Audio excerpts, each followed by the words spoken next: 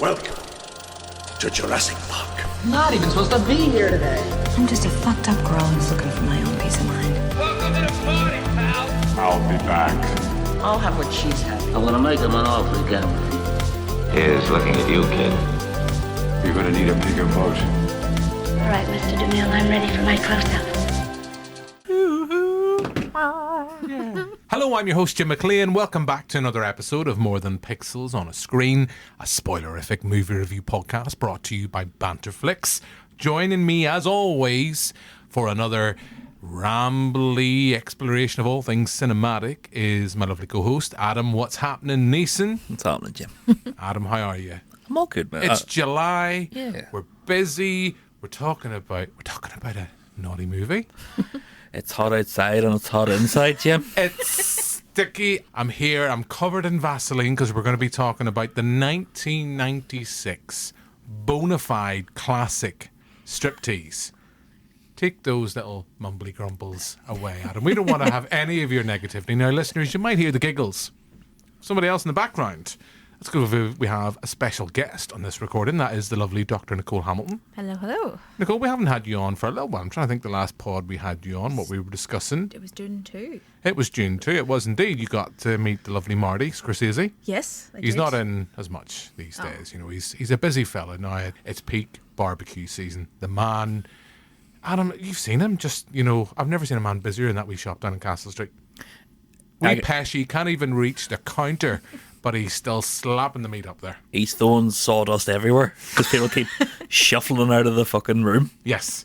So Marty's not going to be coming in. Sorry, Nicole. He's not going to be asking any awkward questions about, you know, could you look at this or look at that, you know, because you're a doctor. But we're talking about Striptease.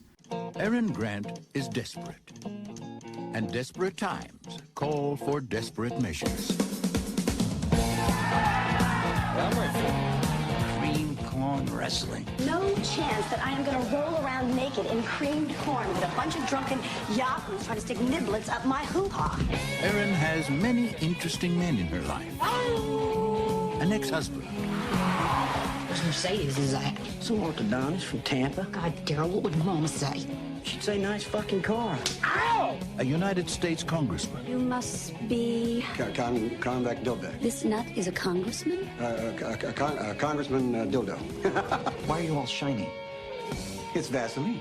I can feel it squishing between my toes. An enterprising lawyer. You know, my neck really feels better, Uncle Al. Oh, yeah? How's it feel now? And a most unusual bouncer. You follow politics, Mr. Shad?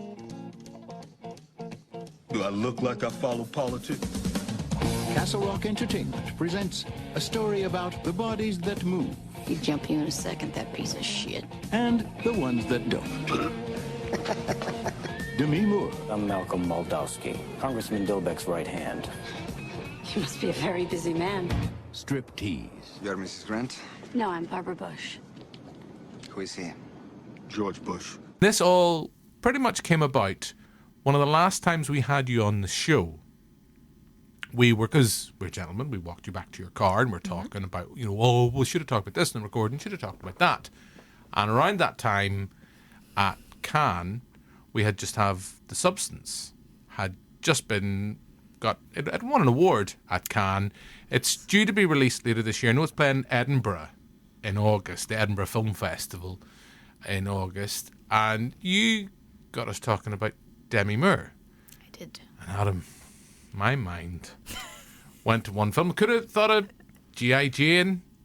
Could have thought of Charlie's Angels Full Throttle. Yeah.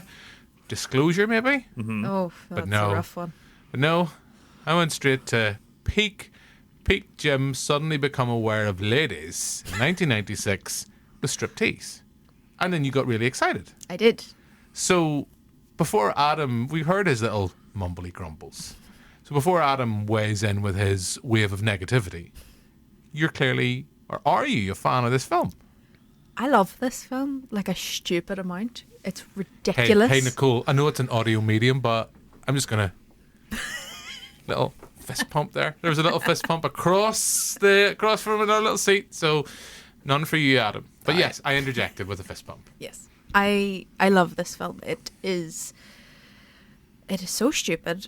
I watched it actually for the first time last year because I watched Charlie's Angels Full Throttle, and my brain chemistry was changed by Demi Moore in that film, and I felt like I needed to go and watch a lot more of her filmography than I had, and watched the likes of Disclosure.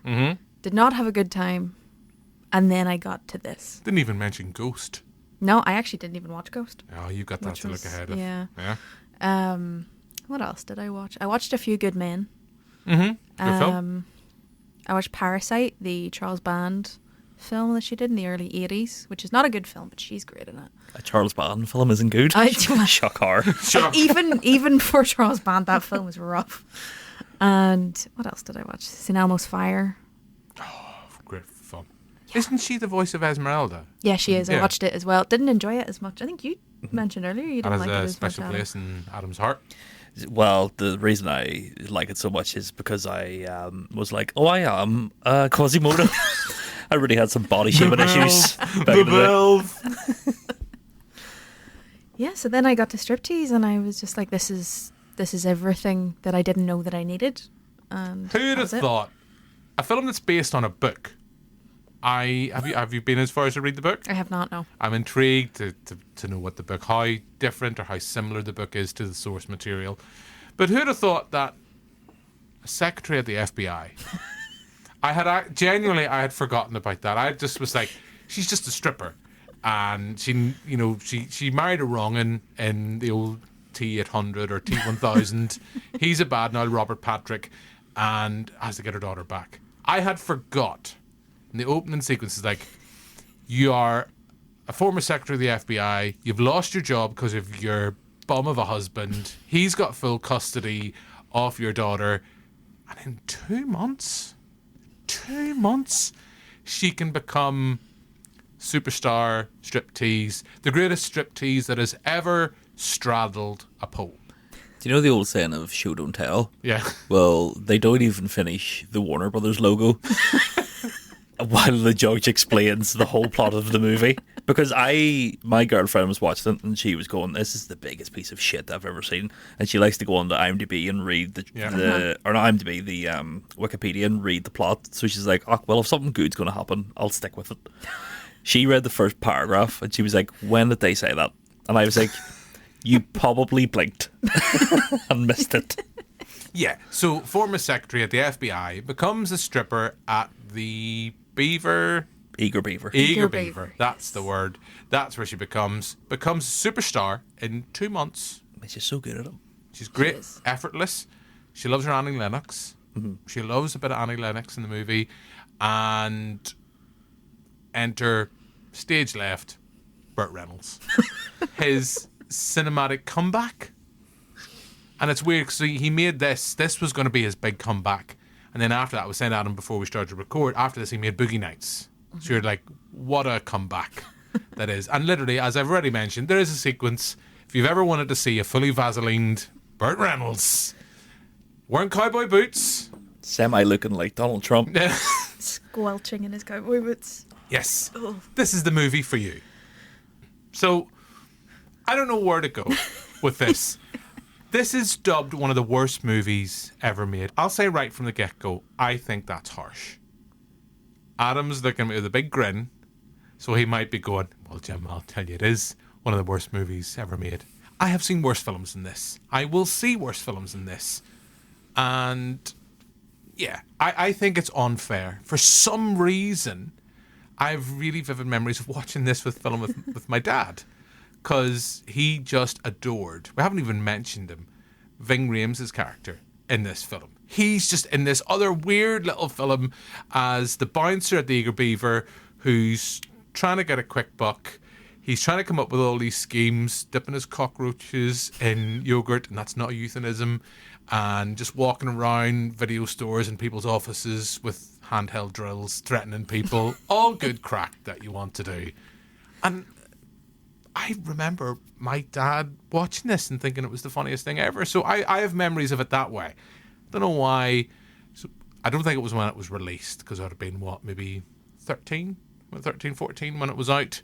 I don't think it was then I was watching that film. But probably later on, I had it in VHS because for some reason, because I'm a sleazy boy, I picked it up when my Extravision closed in Oma, and get one of those big, oversized novelty cases that you couldn't hide, so you couldn't be like, you know, other kids had like Playboy. I had Striptease, Showgirls, and Basic Instinct. I had the Nutty Professor.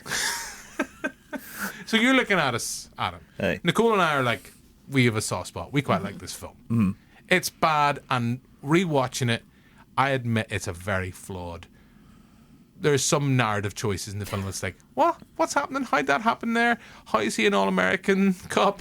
But let's not pull on that thread just yet. So you clearly, this is your first time watching this? Yeah.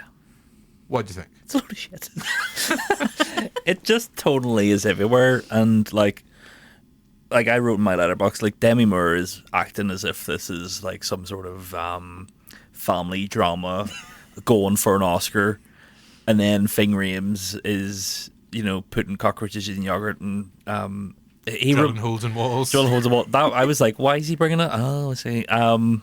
It reminded me, his like storyline reminded me of, do you know, the comedian storyline in Flashdance? Yeah. The bit that nobody ever talks about for some reason.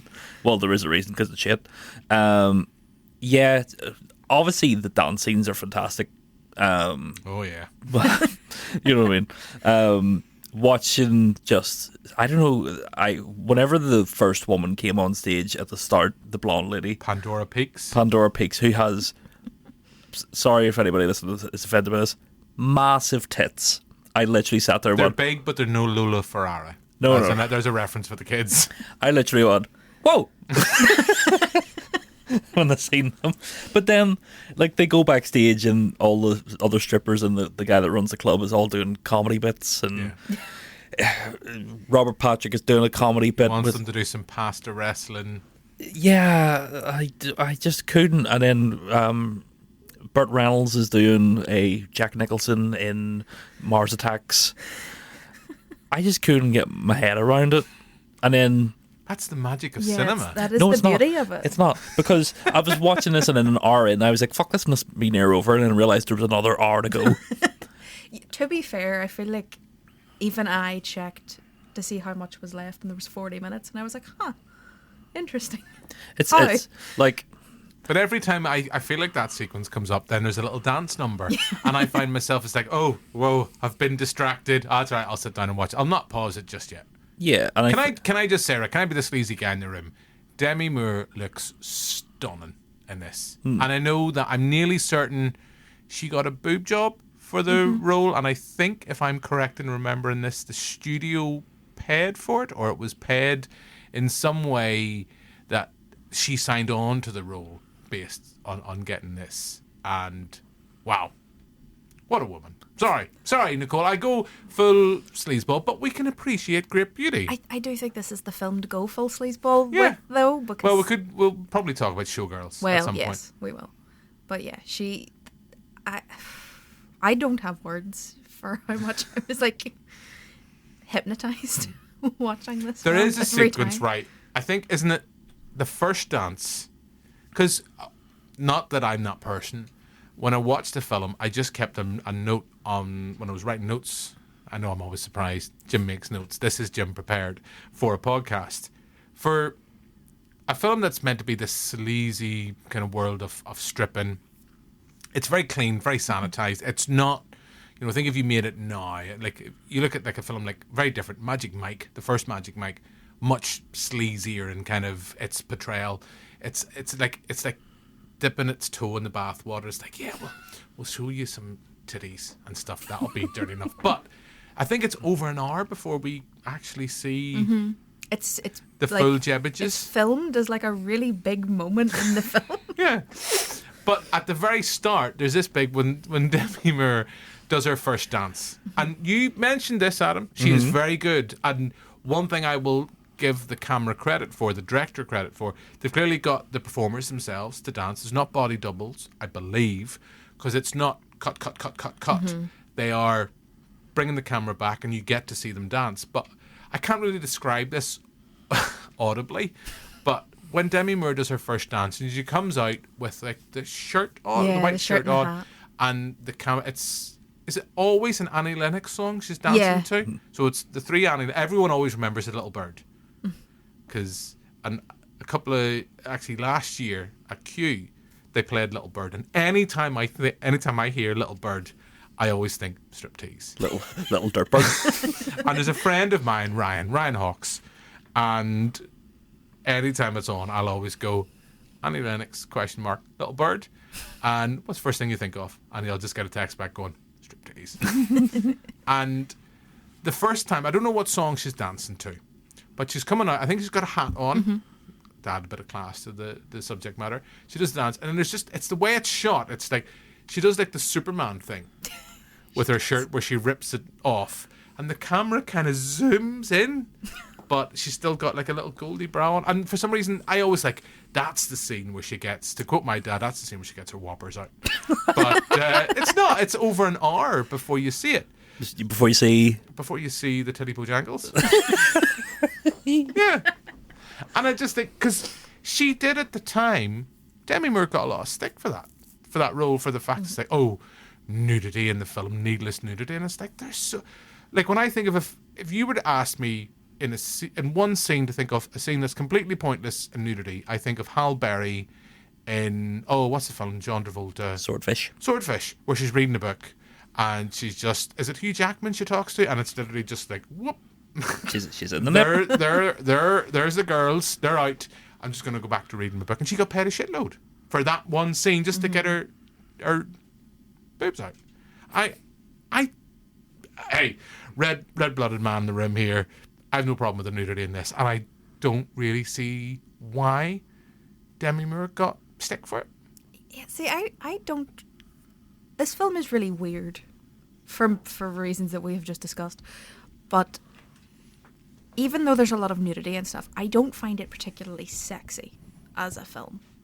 Just generally. The vibe is not sexy. Not even Burt Reynolds and Vaseline? Shockingly, no. Is it Doesn't because do it for me. It's because every time there's a dance scene, Burt Reynolds is going in the back of the room. She's an angel. Okay, I will admit that the character that I relate to most in this was his name Jerry? The one that is like, I love you, Demi Moore. I will do whatever you want. I'm him. I've questions about him too. Yeah. He seems to know an awful lot about Erin. He does. He's like, I can help you get your child back. See, when he doesn't talk like that, but the FBI agent or the CIA agent or whatever is like, he that had good old slice of American pie that is Armand Assante, if I'm saying it right. Yeah. Assante. he goes, he had pictures of you all over his house, and you're like, from where? She's only been there. That's my point. She's only been there 2 months. Yeah. It's not like she's been.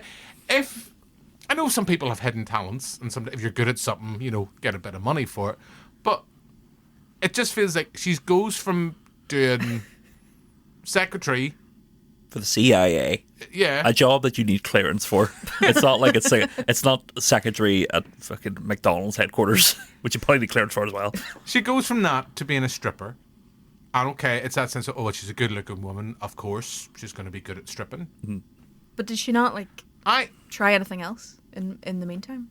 I don't know. In that 2 months, like, did she? Maybe could have done a shift at Burger King and McDonald's. She could have applied for a secretary job literally anywhere. Yeah. She's a darts champion. Yeah, because the only reason why is because we've had the likes of. And the reason why I'm saying this, we've had the likes of Rachel Murray, who was on our Christmas special, talented local actor. I know she does pole dancing, and it's a very physical thing you have to learn. And I just wonder myself, going, as much as I think, well, the thing is, Demi Moore is amazing dancer in this, but it's like, how the fuck does she get that good in the space of 2 months? Well, considering Demi Moore trained for this film, yeah, surely Erin also would have had to have trained in that 2 months. Yeah. So how did she become the star? But she's on the poster. It's not like You're gonna be a star. See if they were like an introduction, Erin. Like this is her first night we're seeing it. You'd be like, fair enough. I get it. And then the rise of people are coming back to see her because she was so good on the first night. Which is kind of why I know I don't want to jump too much in comparing and contrasting. It's kind of why I like the Strokes. Again, sleazy guy in the room. I quite like Showgirls. Yes. And there you have a director in Paul Verhoeven who gets the sleaze. He literally knows with every film. He's like, I know how to do sleazy, and also when we're doing that sex scene, can you do it more like a dolphin? Please. Yeah. And if you know the film, we'll probably get talking about that. Elizabeth Berkley, if you can you be more dolphin? Kyle, just sit there. But there is a film, when you see Nomi in that, you see her rise from working in seedy kind of LA strip joint to this star of the show. You kind of get a sense of that rise and kind of her sense of she's there because she wants stardom. With Erin, it's like a sense like she just wants to make money. Mm-hmm. So clearly she's making good money as a stripper, and she's a good-looking woman, but it's just the sense that, Jesus, boy, she's some dancer. Sorry, it was almost like Marty was in the room there. But I mean, is that part of the reason why you find this so silly? That there's no plot. Who needs plot when you have little bird? It just kind of feels all over the place. Like the pacing of the movie's atrocious. I don't think it feels like it's all over the place. I think it is all over the place. Yeah, and some movies like that can be fine if the comedy backs it up. Like every scene is trying to be funny, apart from the scene with the daughter. With the daughter, like anytime. And it's her real daughter. Yeah. Oh, is it actually? Yeah, it's Rumor Wallace. Oh, that's really weird. Yes, it is. Yeah. Because then even you look beautiful dancing, mommy. Because even like everything with like Robert Patrick, he's like to the nth degree of a dick. Yeah. Do you know what I mean? There's like no subtlety in any performance. I love the fact that he's like a guy that steals wheelchairs and is all various schemes, but it's like, I'm not going to take advice from a stripper. Also, she's like, what if you get caught? And he's like, I won't. And it's like, all right. Okay. There's like a whole big thing about how he's like an insider for he's an the informer police. for Vice. Informant, yeah. yeah. And that is like a major thing. Mm-hmm. But he doesn't seem very good at his job. Or good at anything, in fact. Never informs anybody. Do you know anything? I'll let you know. Keep it on the map. Do you want to buy a wheelchair? I know a good few wheelchairs. You want to get the Zimba 2000? It is a weird film in that sense, and I don't know if I have. It's just a sense of watching it with a nostalgia of, let's be honest, teenage boy watching this, going, there is a woman who I think is stunning, doing dancing, and I come back to the point. I know I'm really stressing this point, and I know when we'll talk about other movie strippers or other strippers in movies, it'll be a common thread. But near the end of the film, when she's kind of just doing the private dancing, I think first when she gets $2,000, then she gets $5,000. I'm sorry, see if that's the money available just to stand on a table and just be like, just kind of just saunter a wee bit, but wow.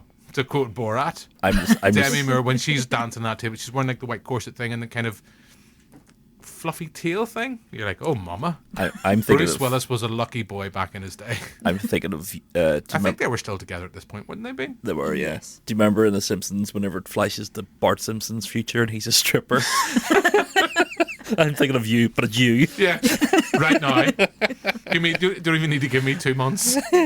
What is it he says? What the fuck he says? It's like, tell me if you like it, boys. Because I'm looking here. So the director of this, Andrew Bergman, I haven't seen a lot of his films. I think he's a screenwriter. Yeah, he wrote Blazing Saddles. Yeah, co-wrote. Like it's originally based on his script. Yeah. And then Mel Brooks made it funny. There's not that many. I mean, I'm looking here, 96 Striptease, 4.5 on IMDb. Then Isn't She Great, which I haven't seen, was 2000, and he has an upcoming project, a film by Alan Stewart Eisner. Oh, cool. Can't wait for that one. But yeah, back to you, Nicole. So I think the whole idea of this was we were talking about you wanted to see Demi Moore do more genre pictures, genre movies, and it's kind of what we've got her doing now. We haven't seen The Substance, we have to say, at this point. We'll look forward to being able to review it fully when it is out in cinemas.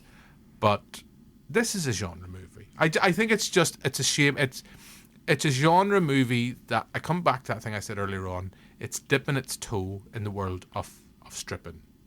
And I don't think it quite gets, for all it's, every time we see Demi Moore, when there's a sequence where she's talking to the cop outside the Eager Beaver, and she's just like literally like glistening in like kind of sweat, and you're like, okay, I get it, but it never feels like it wants to get down and down and dirty. Yeah, I feel like it, even though the movie is literally called Striptease, I feel like it's a movie with strippers in it rather than a movie about stripping. And I think that's kind of the difference there, because we get some focus behind the scenes of all the other dancers, but it's not about the stripping, really, apart from the scenes where they strip, of which there are quite a few. To be fair, there's also that woman that has the snake. Oh yeah, she's was a pretty whole good. Thing. She's actually in the Chucky TV show, which is fun. She plays, I can't remember the teenage girl. Yes. In it? Her mum. Oh, she's like the mayor. Yeah. Yeah. Yes. Oh, Jim, I'm back in. Because you do have, I've mentioned there's Pandora Peaks, who is an adult entertainer. She was a stripper in real life. You have then another actor, Kimberly Flynn, and she's playing, I only noticed it's like, I guess now in the context of where we are with the whole Israel and Palestine conflict, she's named after the former Israel Prime Minister, Ariel Sharon, but they've just changed it to Ariel Sharon. And it's just weird. It's like all those references when you see them now, it's like, oh, okay, that's a weird one now in 2024. And then, of course, we've got, do we see her dance though? I think we do. We've got Rena Raphael. Oh, the one from Showgirls? She's in Showgirls. And this, and more importantly, listeners, she's in Showgirls 2, Pennies from Heaven. The greatest sequel ever known. Is Kyle MacLachlan in that? No, he's not in number 2. He's in Showgirls. No, he's in he's in Showgirls. Yeah, he's in Showgirls. Yeah, he's in Showgirls. So he is in number 2. Sugar shit. Never seen that, so I'm only joking. Okay, that's right, because I will physically fight you if you don't like it. See, before we prepared for this podcast, I had to watch about 7 movies, and that's what you normally watch on a week anyway. But usually whenever good you films. have to, it's a lot. And you mentioned last week there was like, oh, we're going to talk about Striptease. Probably best to watch Showgirls, and I was like, definitely will do that. And then I watched Finding Dory instead. Well, I know if you listen back to the Ramble edition from a couple of weeks ago, you'll note your thoughts on that one, because we were talking about that with Pixar movies and Pixar sequels. Because, last month we did our fantastic Cars 2 episode, the greatest Pixar sequel of all time. Well, I think you find Finding Dory is better because it has a fish with a bad hairline. Well, listen back to previous pod. So you haven't seen Showgirls, so you leave this for homework for the future. We could be talking about Showgirls again on a future Ramble edition. Showgirls to me immediately is like, I will watch it. I've always wanted to watch it. 1, Paul Verhoeven. 2, Kyle MacLachlan. I'm in. The girl from Saving the Bell. I'm in. It is Elizabeth Berkley. Yeah. Oh yeah. Because you kind of she's amazing in it. Because in terms of her physicality for it, and also in the role that she's doing, she's great in that film. I think Showgirls knows the film it wants to be, and it's got a director who knows the film. See, I disagree with that. Oh, okay. That's actually one of my big things about Striptease, is that I think it knows what it wants, or what the kind of film that it is.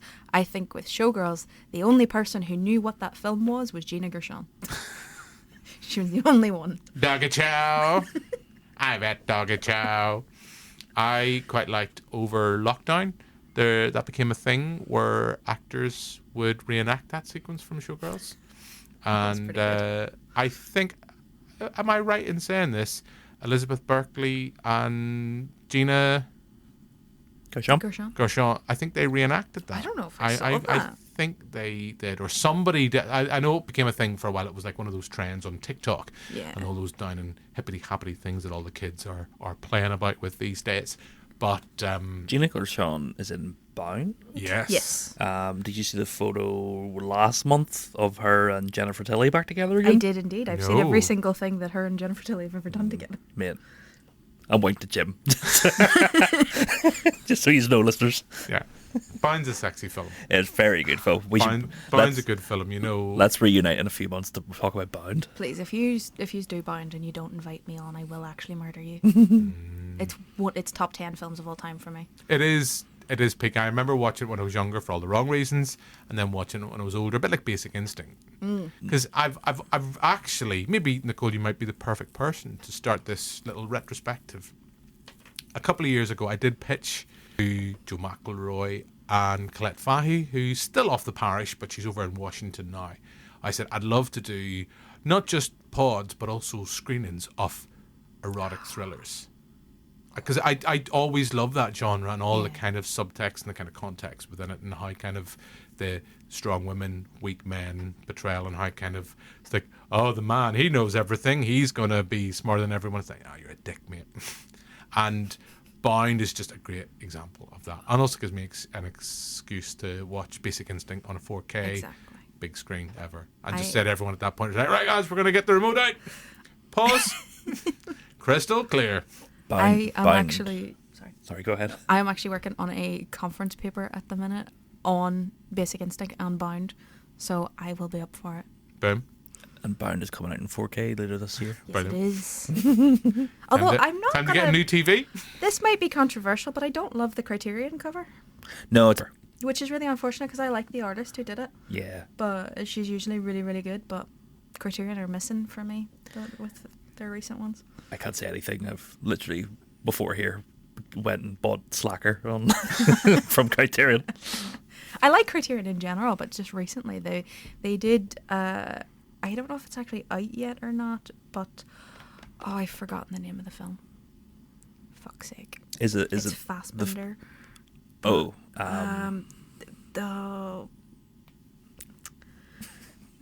find it. No, just like as you looked at me, your point was like, Jim's going to know it instantaneously. Because I was like, she didn't say Fassbender. No, it's Fassbender. Yeah. No, different. It's like I don't know. It's like shame. Prometheus. Next goal wins. If Criterion ever do Prometheus, I will cry. Here. Good film. Corel, that's what it's called. Oh. It's the Criterion cover for it is atrocious.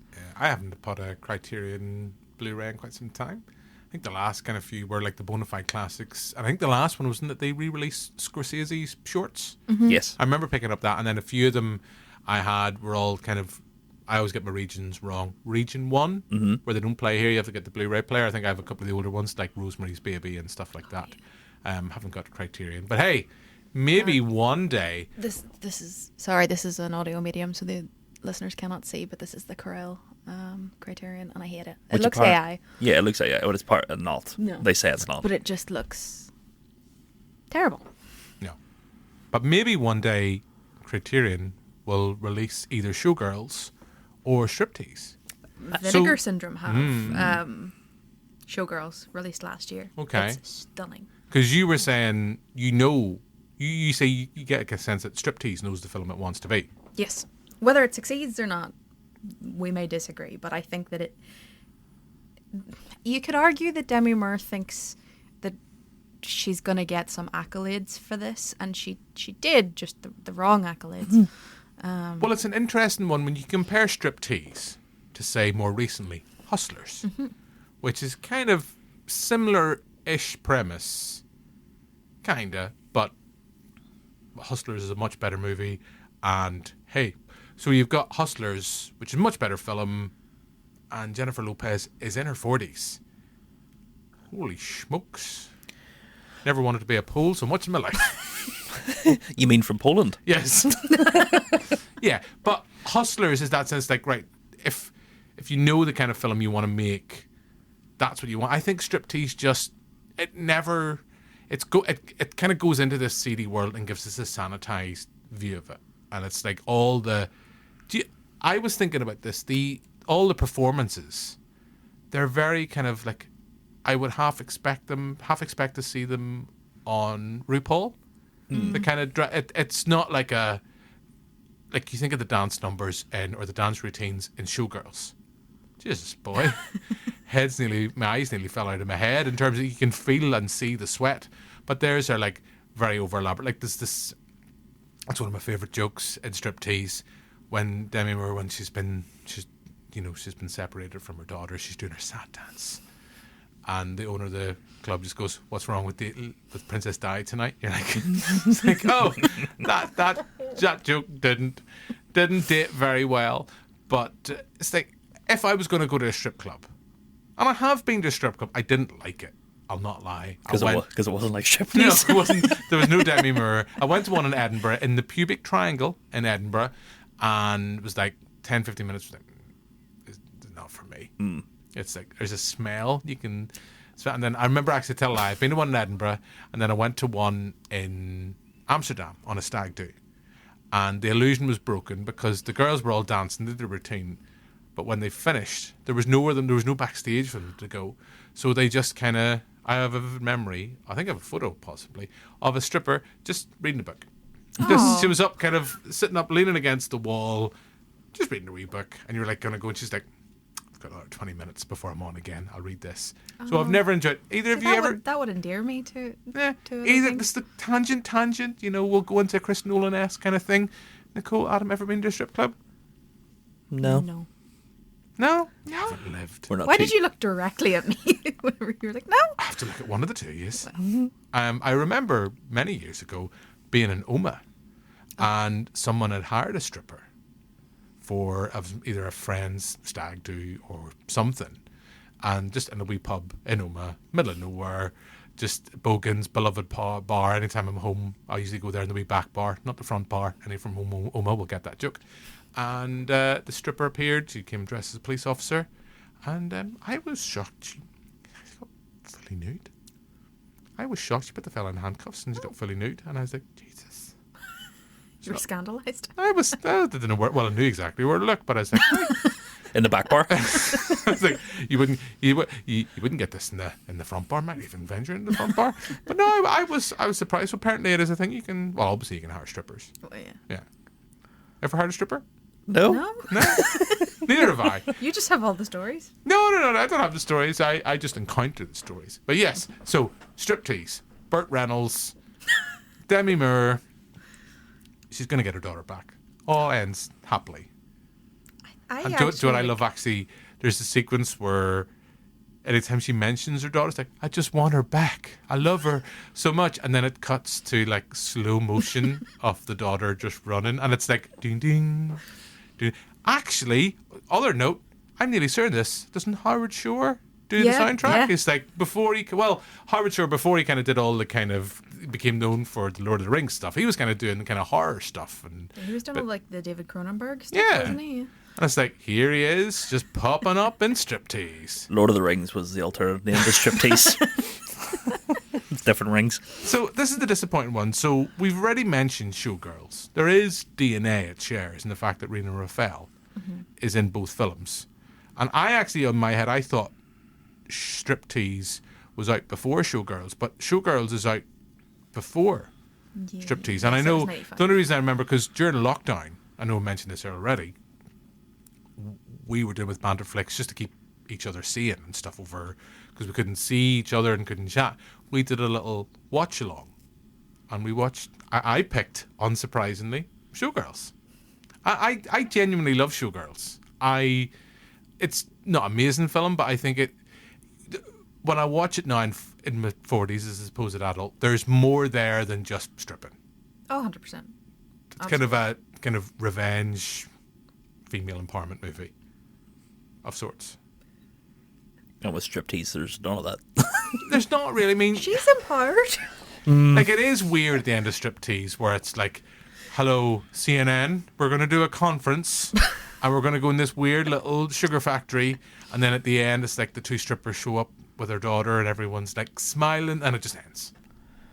I would have liked to defend that she got her job back as the receptionist. Yeah. But then they were like, we have a situation. And they bring her in. And they're like, there's only one way to calm down the situation. Annie Lennox starts playing. What I would have had, right? If you can picture the scene, hopefully I won't break the machine. So she gets her job back at the FBI. And she's just sitting and they're like, hey, Erin, is it okay if we put the radio on? You're like, yeah, no problem. I'm just working away here. And then as she's just sitting, it's like, just Annie Lennox, Little Bird, comes on. And she's like, she's bopping away. Do do do. Oh. Yeah, that's how it should have ended for me. Her bra flings off. Yeah. She has the end written under it. Question mark. Nicole, how would you ended it? That's a good question. Just one more routine. One more dance. It'd be like the end of Mamma Mia. One more dance. You know you want it. And just one more. I think I would copy Showgirls and just have her leave town have her spend the entire film trying to get her daughter back, and then just leave without her daughter. And her daughter. And just at the end. I'm off to Hollywood. She's in Hollywood, isn't she? Yeah. Or is it Miami? She's in? Oh no, it's Miami. Yeah, It's Miami. Yeah. Will Smith is like rapping away in the background. I also like the fact we have some cameos in the background in Striptease as well. Michael Jordan. And it is Michael Jordan. Is he? Yes. They say Michael Jordan's at table 7, and then when the camera like pulls out, he's just sat there. He's like, I I'm here must for have looked Erin. away at that point. Yeah, it's like, I'm here for Erin. Like, I genuinely looked at him and I went, "Fuck, that is him." Yeah, that is. This movie amazes me. I don't understand how it got made, and how they. Because cinema's a beautiful, wonderful thing. Like, they paid Demi Moore $13 million. And I'm nearly certain they paid for her boob job as well. As well? Yeah. Like, on top of the 13 I million? don't think that's going to be that. I don't think that's going to be millions. No, it's not like they were like, okay, we draw the line. Like 13 millions and 250 quid for a boob job. Maybe. Fucking right. I wonder how much Michael Jordan got. 250 quid each boob. 500 quid. Michael Jordan got a boob job. He's like, "I won't do this movie unless you give me Space Jam." They're like, "All right, Michael, come on, please." I do like, though, we mentioned the club owner. I do like the club owner and his revelation about going to Waterworld, is it? Last time he got an erection. Porpoise did it. Come on, Adam, you must have laughed at that bit. Did you not chuckle at any of it? No, I was just really annoyed. Really? Because I have to say... Do you have joy in your heart? No. Oh, okay, that explains. Have you listened to the podcast? I was just in my head thinking the whole time, wouldn't it be fun if they like pulled out of the strip club and showed you down the street it was the strip club from the Birdcage? Like, those characters would easily fit into this movie. That is very true, actually, yeah. But then in the Birdcage, they don't do a whole fucking, "My daughter, I gotta get my daughter." And a murder subplot. What else do you need in a film? Just, like, if we're stripping, just give me full on. See, if it was 2 hours of stripping, I would have been like, sweet. Like a variety show of just Evans coming out, Ving Rhames being like, "I got this yogurt." I don't know why he's an old 40s Jewish New York man. Can I say, I think Ving Rhames is one of the best things in the film. Oh, 100%. Agree. Because he is, everyone's in their own little film. He knows the movie he's in. Mm-hmm. And it's just coming back that scene where the club owner is kind of talking to him about, "Last time I got an erection." Is it Waterworld? Or not?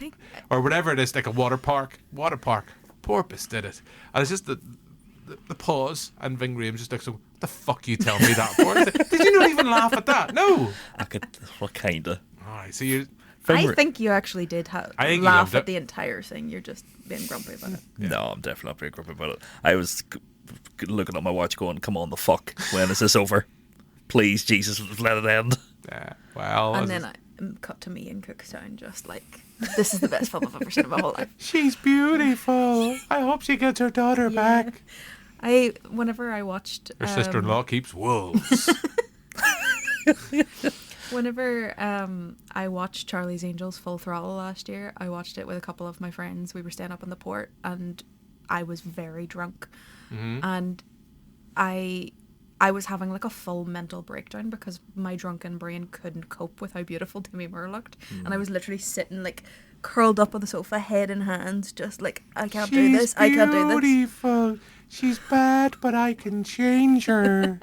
She's not bad. She doesn't need to be changed. Isn't that the plot in Full Throttle where she's a former angel, but she's turned bad? Mm-hmm. Yeah, but you don't know that she's bad for the majority of the film. If you're not trying. Even she's been in one scene.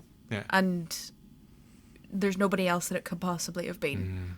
And then it's like a big reveal. Is Full Throttle the one with the guy with the terrible Irish accent? Yeah. Yes. Great film. Who used to be married to Jennifer Aniston. I can't remember his name. Justin Theroux. Yes. Because it was Lucy Liu, Cameron Diaz, and Drew Barrymore. Yes. And isn't Drew Barrymore falls in love with him? Yeah. Yeah. And then he is like walking through fire at one point, shirtless, and is like, "I'm gonna make you scram," and it's just like the emphasis on scram is.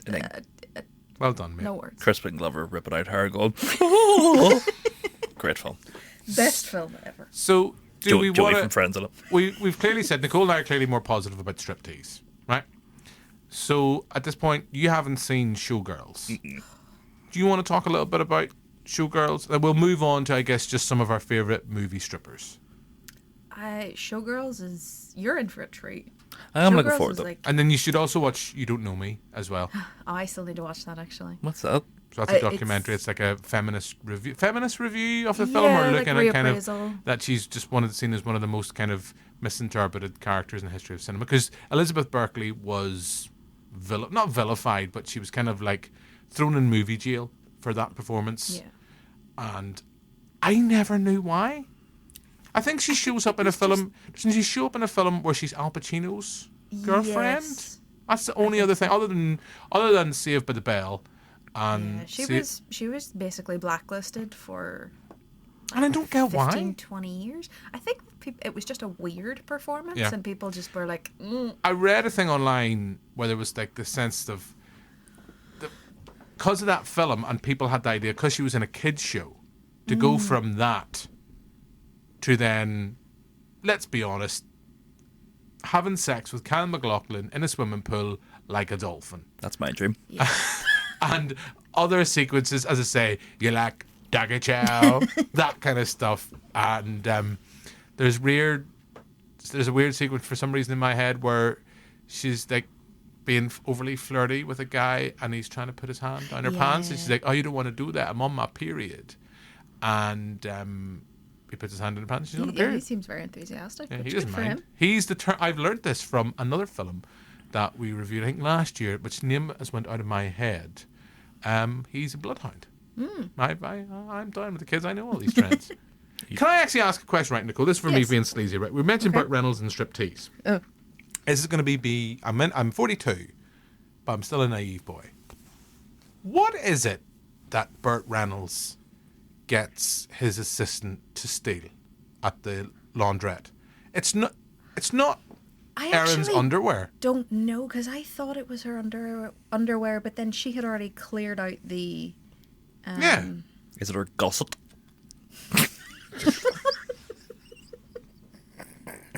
You said that with such force, Anna. Gusset. I don't... Because... I wonder if I can Google it and find Right, out the actual we're adults, right? And I know I've said before we're flippant, lighthearted podcast. We don't get into serious subject matter. This is going to be me. It's trying to be as adult as I can say, but is it a thing for periods? Like a reusable thing for periods? Maybe. Does that I not didn't then, actually look does that closely make enough that at it. sequence more gross? The fact that Burt Reynolds' character basically makes love to that. There was no way that Striptease was that forward thinking of using. But is it forward thinking if we're supposed to think it's really funny and weird? Oh yeah, true. They're Yeah. like, oh, it's funny that she uses this. I don't know. Like, what was Like, Burt is it a Reynolds? thing for periods or being really ultraman, like discharge? I don't know. I said it. I said the word discharge. You said gusset. It just I says, said discharge. It just says laundry lint. Yeah, what's a laundry lint? No fucking idea. It doesn't the thing that catches all the But why like, would he want fluff that? from your trunks? Because he's I like, mean, okay, that is he's kind of like, what I it... want something personal. Maybe because it's the smelly bit. Well, he makes But love it's been to it. in the wash. Well, listeners, he makes love to it. Tell us, listeners, what Burt Reynolds makes love to in Striptease, and you could win a gusset. Yeah. I don't even know what a gusset Signed is. by Adam. So, we were talking briefly about Showgirls. Yes. You've seen it, you haven't. You love Showgirls. I love Showgirls so much. Paul Verhoeven is one of my favorite directors, period. Yeah. And Showgirls is top 3 of his films for me. I haven't seen like the obscure Danish ones. What's the other The two? Black Book is up there. It's a good one. Oh yes, that Your Doll from is in that. My other 2 are Basic Instinct, obviously, and Elle with Isabelle Huppert. Oh, I thought you were going to go Starship Troopers. I really do like Starship Troopers. I do. RoboCop's not there. I mean, I like RoboCop as well, but Elle is Robo have you Jesus? seen- Jim RoboCop 2. Yeah. Hey, man, that pod never happened. Fuck. Should have. Yeah. That's a good movie. That is a good movie. I have a sneaking suspicion the last time we had you on this pod, I think we were talking about We did, RoboCop yeah. 2. Yeah, because I'd never seen it before that. Yeah. And I then know you have seen it. You said to me, "You're not going to watch it. I bet you're not going to watch it." And then I did. And you enjoyed it? I did. I liked it a lot. Hell yeah. I thought it was really fun. Hell yeah. If That's a the power of movie's this stupid, podcast. I am guaranteed to get some kind of enjoyment out of it. It's not stupid. It's not stupid. Well, okay, yes. It's clever, satire of consumerism. Yes, it is. Just with less Robo-Jesus and more drugs. What movie doesn't Kern! Sorry. So, RoboCop's not there. Starship Troopers is not there. No, I do like Starship Troopers a lot. But I want to I haven't rewatched Starship Troopers in a long, long time. It's very fun. And I do want to watch it because it's like the sense, like, I just remember the last time I watched it, it's like, the very first time you go, oh, the bugs are the bad guys. Mm-hmm. And then when you kind of watch it, it's like, oh no, they're actually all Nazis. Yeah. And the bugs are the goodies. Humans are bad. Yeah.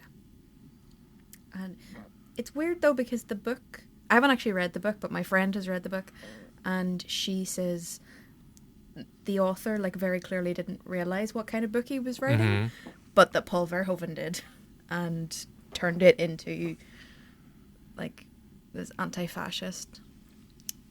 Do I want to call it a manifesto? I do. You mean this foreign man was really sticking it to America? I simply don't believe it. I love Paul Verhoeven so much. I really do. Did you see Bayonetta? Yes. No, that's a sexy film, Jim. I bought that Sexy Blu-ray for nuns. my birthday last year. That's a good movie. Very excited about that. It's an experience. I'll say that. I seen that in the QFT and was fucking sweating. I watched that in the comfort of my own room, away from every other person that I've And ever Nicole known. was still sweating. But yeah, I love Showgirls. Showgirls is... It's the kind of movie that I feel like you don't believe exists until you watch it. Because it's just... You don't believe that it can be as bizarre as it is and as like big as it is. It's also really long. The movie, I've just seen a clip of it. Like one of the dance instructors like teaching someone how to dance, and it always just reminded me of all that jazz. Yeah. Both Fosse's all that jazz. That's I don't true, know. actually. I wouldn't be surprised if that was an influence, because there is kind of a similarity to the way that the scenes are done, I think. And because I think they're both on a stage. Yeah. But it just, like, because of that location, like, you're going to be shooting it in a similar-ish way. So I would believe that Paul Verhoeven was like, yes. Does it end I'm gonna with do this. Kyle MacLachlan singing about his own death? It would be fun if Nomi did. And neither of you have seen Showgirls 2. No, which sadly does not involve Paul Verhoeven. Yeah. Renée Rizal is back. Penny from Showgirls is back. And it's like, if Showgirls had a budget of, say, 5 million, Pennies from Heaven 2, I'd say... £7. £7. It's not even kind of like, it's not even graded or anything like that. It just looks like, as someone who runs a festival, who gets low budget horror movies, some of them are great, some of them aren't. Pennies from Heaven is very much low budget, straight to DVD, sequel, and all but name the fact that they have one of the cast members back. Is it just about stripping? Are you going to shock me and say it's got a 20 million budget? No, not at all. It was directed by her as well. Yeah. Woman of talent. Budget of $30,000. Yeah, I'd say Yeah. a lot of that went on her. Also edited by her. Good girl. She We should get her on. We is should try and see. multi-talented. We should try and get her on the pod. Written by her as well. Wow. Definitely, we should get her on for a future episode talking about Showgirls 2. I'm and on see it. if maybe Showgirls 3 is happening. I'll be like, here, love. I'm on. What else is she in? Or Striptease. That's as far as I know. She's in Mulholland Drive, apparently. Yes, she is. I don't think she's a big role. I think she's got a small one. So, because you haven't seen Showgirls, we can't really talk about too much. What's the line? I always misquote it. She can't pronounce Versace. Versace. Versace. It's like, what? Is it a nice bag? Is it a nice bag? It's I think it's a dress. Is it a dress? Oh, it's a Versace. It's like, you mean Versace, darling? Oh. And my friend Barry, who's messaged the show before, whose inspiration when we were away in Scotland 2 months ago, when we were talking about Cars 2, was the reason why we talked about that. he often references the come back when you've fucked off some of that baby fat. And it would be remiss of me at this point not to mention the Adam and Joe kind of little puppet version of Showgirls. That's the one reference I know of Showgirls. So yeah, you've seen that. Yes. Yeah. So yeah, Showgirls, you'll agree, Nicole, worth a watch? Absolutely. More so than Striptease? Yes. They both have their merits. I think Striptease is the one if you just want something a bit stupid. And some titties. Yes. Nothing wrong with wanting some titties? No. And Showgirls has that aplenty as well. Showgirls, I don't know if there's a mood to be in to watch Showgirls. Just looking for chaos, basically, is the mood to watch Showgirls, because there's so many. It's a very multifaceted film. Yeah. It's a good film. I might actually give it a rewatch after this pod. So I think before we wrap up, I think maybe just talk some of our favourite strippers in movies. Generally, will we just start and just get it out of the way and mention From Dusk Till Dawn? Absolutely. A sequence where I think everybody just stopped. Yeah. The entire world just. You had to stood still. You look up who wrote this script. Oh, this is amazing. Quentin Tarantino. Yeah. Interesting. Salma Hayek. Whoa. I vividly remember we screened From Dusk Till Dawn a couple of years ago. And when we did put the screener on in the black box, I had this idea in my head. Once again, anyone listening to this pod will, after what an hour mark will be, yeah, not a bit of wonder that comes from Jim.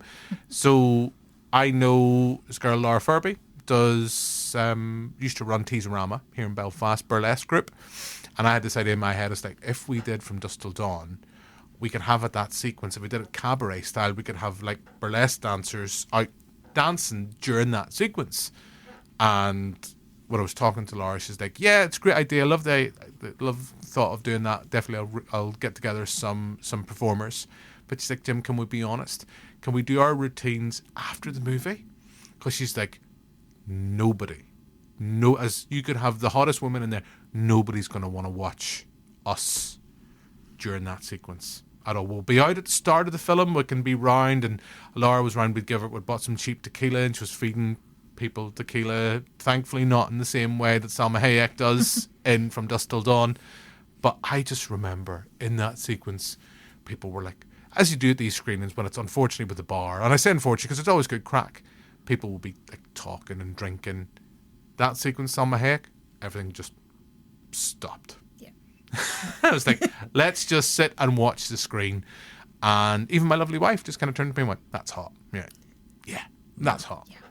And I think because Salma Hayek was pretty, this is not researched, but I think she was pretty nervous about doing the dance, and she kind of went away and learned it because she's not kind of classically trained. And wow. She definitely pulls it off. So I think that's the obvious one. Maybe the Full Monty. Sexy lads from Sheffield getting their kits off. Getting to see some Carlisle pain. Yep. I haven't seen the Full Monty in a long time. And I always liked it when I was younger. It's just that sense of like northern grit with a bit of stripping. Haven't watched it in a long time. Need to rewatch it. It holds up. I rewatched it recently. Because when I was a kid, I was always like, oh, it's the film where Denzel from Only Fools and Horses gets his arse out. It was my only...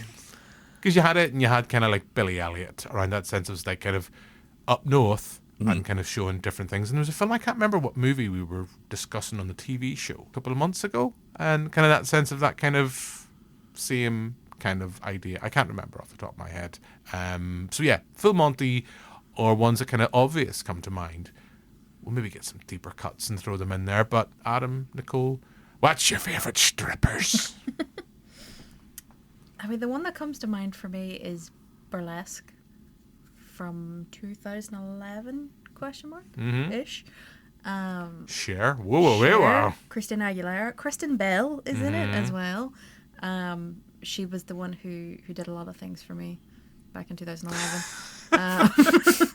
Out of those, even though I did have a very serious Christina Aguilera phase as well, but Kristen Bell was the one. Not a Cher phase? Life is a Cher phase. Yeah. Not even when she was dancing about, like getting her arse out on that Navy boat with all them wee sailors, getting really horny. Turn back time. The music video. Oh, yeah. Yeah. Again, I say life is a share phase. Or at the end of Mamma Mia 2, whenever I was whooping and hollering. What? I think my share phase... No, my share phase was The Witches of Eastwick. Oh, yeah. That was it. Yeah. She is like one of those women that, like, she has been around forever, but is continuously hot. And I know she's had plastic surgery or whatever, but still fit. But it just works. Yeah, especially with Burlesque. That's a movie I've watched too many times. Yeah. 'Cause she's like the madam of the house, isn't she? She doesn't dance herself anymore. No, I don't think No. she does. No. No. I haven't watched it in a really long time. But But that is a weird movie too, because it's like Christina Aguilera when she wasn't really acting anymore. she was coming off the Candyman music video. People were like, "Yeah, she's class." Whereas Jim, of course, well, Nicole, the Dirty music video.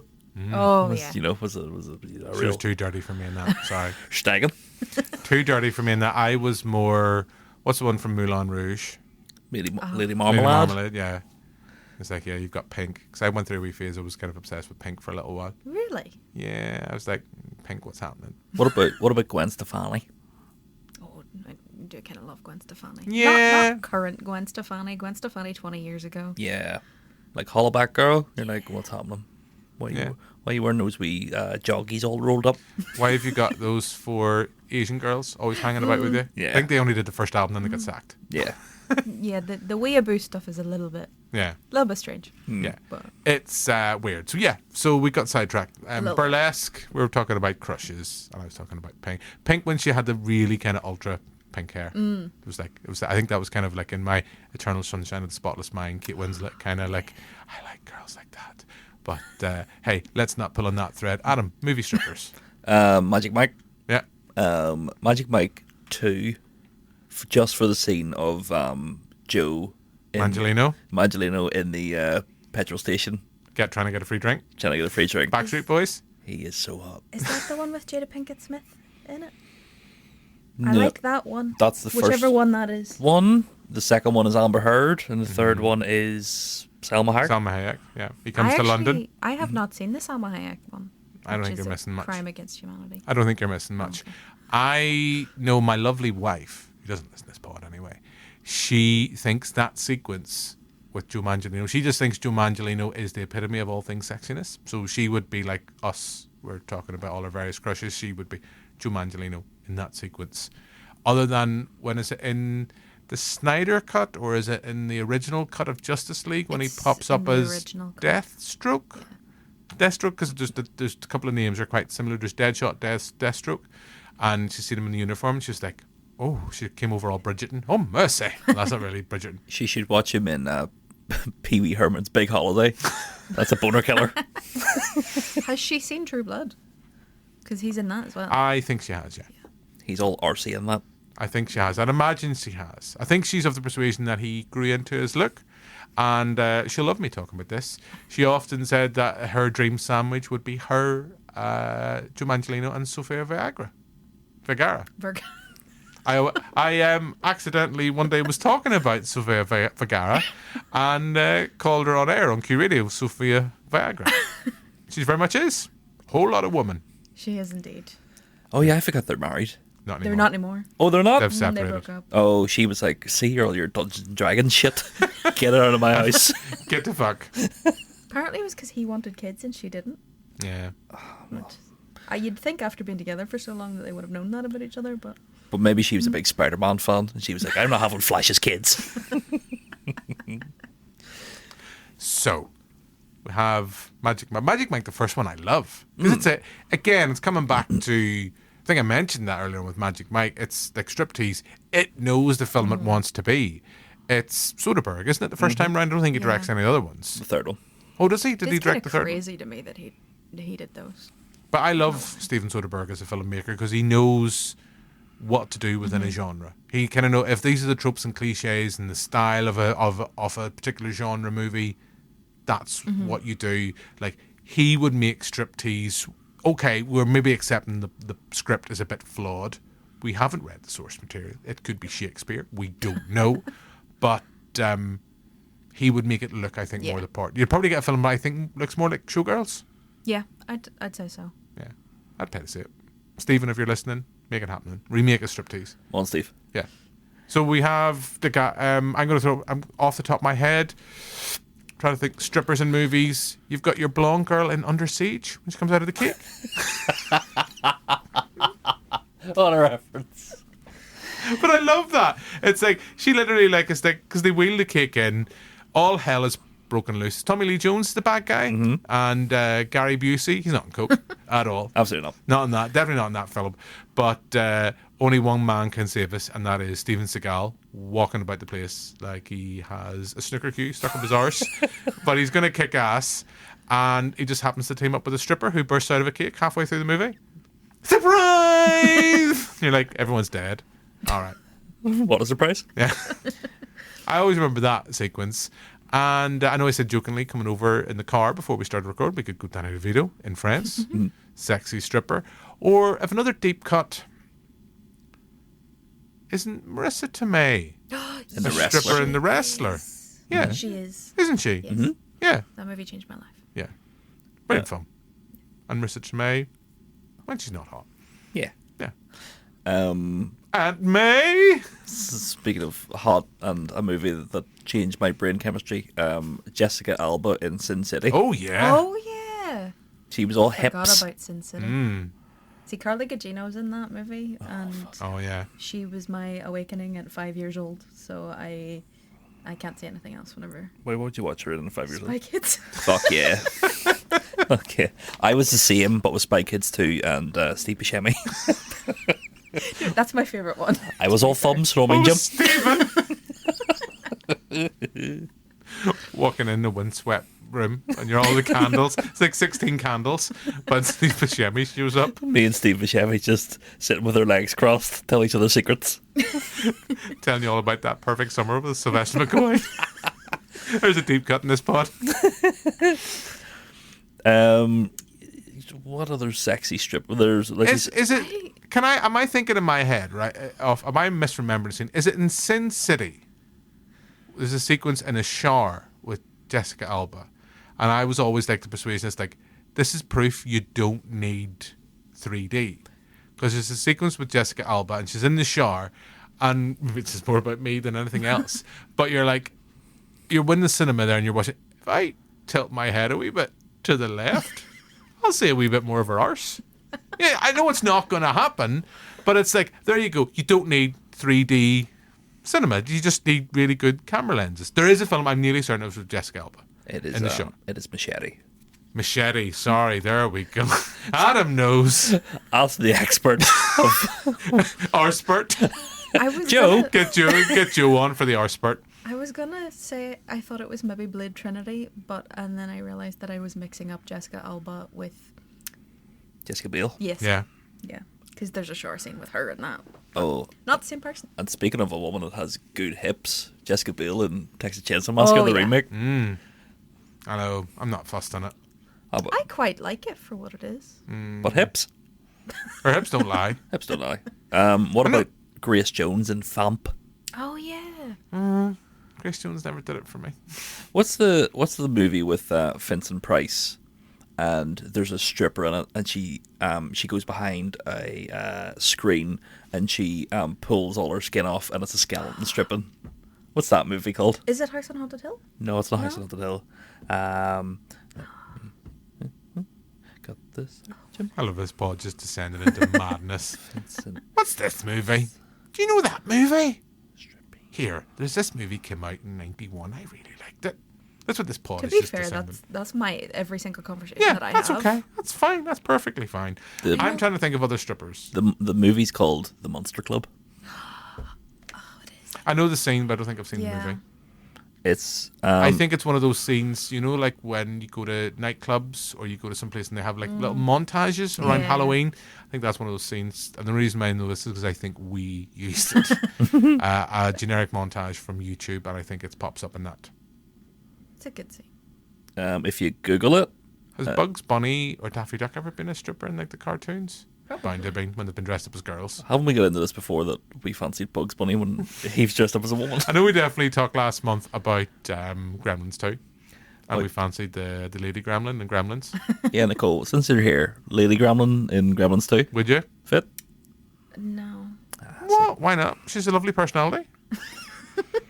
Wait. And big kissable lips. Yeah, I think that's what's putting me off, actually. Also, if you look up the Monster Club on Google, one of the first videos to come up is from the Fright Club, talking about House of Wax. Not even to do with Monster Club. Shout out to Danny and Gav. Yeah. Give us a kiss. And the dissection. Which I'm on. Mm-hmm. We talked about stuff. Not in this way, though. No. I tried to really throw in my sense of disruptiveness, but They were disruptiveness. having none. They were having none of it. Gav was having none of it. No, that's going to be my downfall on this podcast. Just letting Adam have free reign. Like, oh, it's an Adam episode. Jim's off the whole day. It's just me going for 2 hours. Just gonna Google this movie. Just bear with me, listeners. So yeah, can we think of other? I mean, I know we mentioned Hustlers in passing earlier on. What a fab film that was. Hustlers. That's a couple of years ago. And I know it's on Netflix now. Mm-hmm. And just wow. It blew me away in the cinema. Isn't Aquafina in that as well? Mm-hmm. Yeah. There's a bunch of just people that you like. Lizzo's in it, I Mhm. think, Yeah. isn't she? And your woman from Riverdale Mm, is the I know what you blonde mean. one. Yeah, I know what you mean. There's definitely other people. I Bad have Betty. to- Or Betty, isn't it? Yes, Yeah. yes, Betty. Then we all like Bad Betty. She's a bad Betty. Isn't it? Or is it? Or no, is it Dark Betty in Riverdale? Dark Betty. Dark Betty. Bad Betty. Bam a lamb. There was a show I lost interest big time. I loved the first series of Riverdale. Me too. Second was okay. First one was kind of like Twin Peaks vibes. Mhm. Then the second one, is it the third one? It goes all Dungeons and Dragons. And I was like, I'm out. I think so. I'm yeah. out, guys. Do you know how that show ends?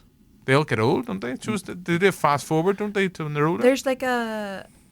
They go back to the 60s. Well, no. Do you know how they get back to the 60s? No, I don't actually. The red-haired girl, is it Cheryl? Cheryl? She's hot. Yeah, 100%. She turns into the Scarlet Witch. Not the actual Scarlet Witch, but she becomes a witch that has powers, and she uses her magic powers to stop the end of the world, to send them all to a perfect universe where it's the Where it's classic the Archie. 60s? Yeah, that's how that show ends. I feel like the black characters might disagree with that being the perfect world. I feel like I didn't miss much then. I think most of the black characters left because, like, fair. Josie left and had her own show. Oh, yeah. There's no. I'm just kind of having a quick rambly look at kind of strippers in movies, and we actually were talking about this earlier on before we started to record. Natalie Portman in Closer, in this weird kind of stripping scene where she just has a full-on conversation with Clive Owen. Yeah, it's like, how was your day today? I'm just going to strip. I don't know. I mean, I've been to a strip club. I've never had the courage. Neither of you have been.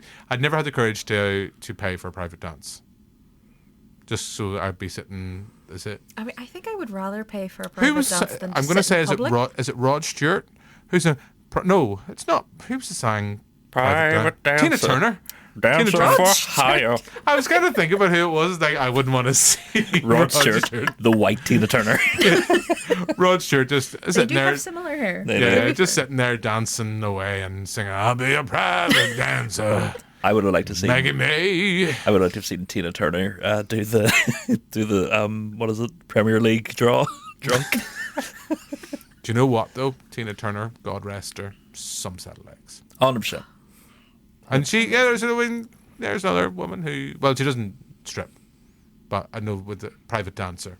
Another song about female empowerment. That's my mum's favourite Tina Turner song, actually. Hello to Nicole's mum. What's yours, Jim? And why is it Thunderdome?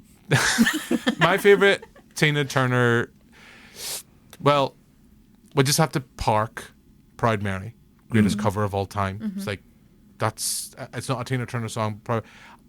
I probably have to be cheesy and go Simply the Best, just because it's my song my dad loves.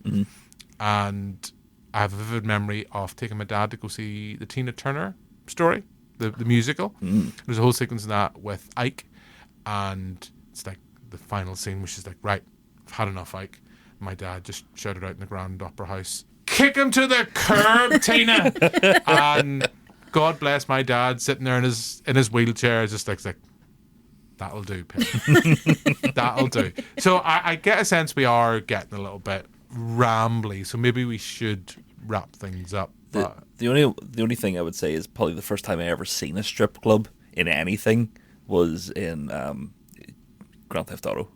when you would sit in a strip club and you'd be like, I hope Wanna nobody, dance? I hope, Wanna dance? I hope nobody walks in because this is naughty. While you're Not even looking Duke Nukem? No, I wasn't a big Duke Nukem man. Because you could just go up and go, wanna dance, wanna dance. Also, in Beverly Hills Cop was probably the first time I'd seen a strip club in a film. And I was like, what's this? It's always one of those things. It's like in a film or a TV show. It's always It's weird when it's in like a mainstream TV show. Like there's lots of references in How I Met Your Mother because the legend that is Neil Patrick Harris, his aforementioned legendary character Barney Stinson, loves strippers, loves strip clubs, but it's like there's never any nudity. No, you're never going to get any nudity in it. But it's like those women be walking around dance, and I think in Friends, there's an episode when Chandler's getting over Janice. They're like, oh yeah, got to get my sweatpants on. We're gonna go and see some strippers, and he goes with his lady friends. So yeah, it's weird when you see strip clubs presented in like something like that's pre-Watershed TV show. I'm nearly certain there'll be episodes like in the X-Files or anything like that. It'll pop up. As I say, the one I always remember is in Friends or in How I Met Your Mother, where it's always like there's not even a hint. Okay, they're walking around scantily clad, and it's like, oh hi Barney, oh hi Chandler, but it's like you wouldn't get that in Striptease. You've got your girl there walking about with her Norks or just everywhere. Trying to think in this podcast how many different terms I can think of for boobies. The only TV shows I can think of that feature strip clubs is Sopranos. Yeah. With the Bada Bing and that. Why don't I not think of Bada Bing? That one episode of South Park. You wanna dance? Is this the death of Chef? You wanna dance? Yeah. I like that. Twin Peaks has. Yeah, Twin Peaks. It has One-Eyed Jack. One-Eyed Jacks. Yeah. Which Sherilyn Fay as a stripper. Yeah. Mamma mia! My goodness. It's always like it seems to be a part of American society. There'll be a pharmacy. There'll be a pharmacy. You'll have a liquor store, fast food place, pub, nightclub, and strip club. Yeah. You don't get it as much in like British media. No, really. well, you probably don't remember. There was a strip club in Belfast for a while. Oh, was there? Yeah. I did not know that. I never went to it. Down on Street above Superdrug. I do not know any street. So then there names was in two strip clubs in Belfast because there was one on Botanic. Oh, where were you thinking of? Oh, Botanic? There was one on Botanic up near where Boojum is. No. Oh yeah. Yeah. But it closed down because I think it hired. It wasn't paying minimum wage. We'll put it that way. But you were getting free Boojum stamps on your Boojum card. Live a wee Boojum, sitting there eating your Boojum, watching the strip. Here, man. That's a fucking... What an evening. Anybody smell tacos? The food isn't on yet. Oh, Adam. So, I think we've got rambly on this pod. So, Adam, you've got your clothes back on. Thank you very much for taking part in this stripping special on this podcast. We talked striptease, showgirls, and everything in between. Nicole, thank you very much for picking the movie. Thank you very much for having me and giving me the opportunity to talk about this film. And I guess the next time we're going to have you on, it's going to be remiss of me if we do go for an erotic thriller deep dive and we talk about Bound and Basic Instinct, we're going to have you on. Yeah, you have to. It's like Particularly in the legally Sharon Stone binding. one. Yeah, Yeah, kind kinda of. has That's my to. brand at this point. Yeah. Okay. So thank you very much, Nicole. Thank you very much, Adam. That's us pretty much out of time. If you've enjoyed this podcast, look back at our previous back catalogue. So that's enough of me selling my wares. I've been Jim McLean. Thanks for listening. We'll be back soon with another episode. But for now, until then, goodbye.